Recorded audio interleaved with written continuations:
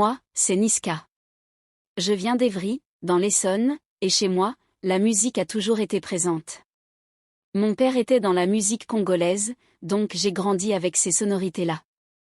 Mais en grandissant, c'est le rap qui m'a vraiment pris. J'écoutais du Boba, du Rof, du 50 Cent. Des mecs qui rappaient avec une vraie énergie, un vrai style.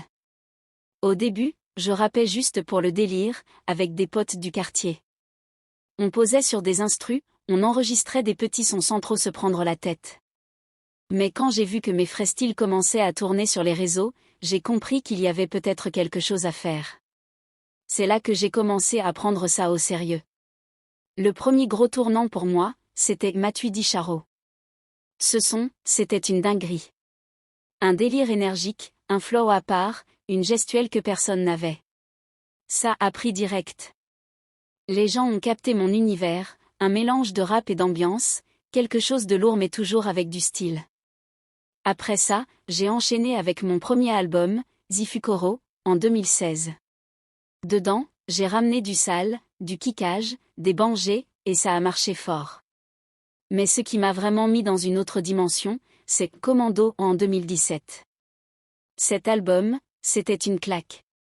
Dedans, il y avait Réseau, et ce son a tout explosé.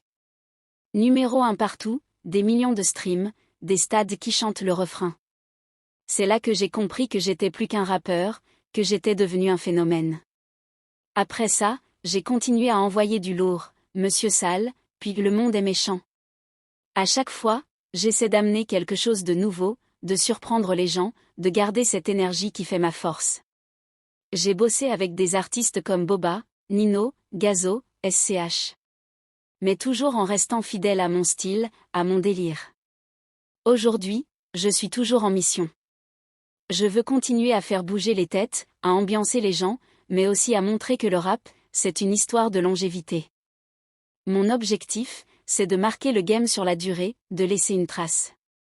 Parce que Niska, c'est pas juste un rappeur, c'est une vibe, une attitude, une énergie.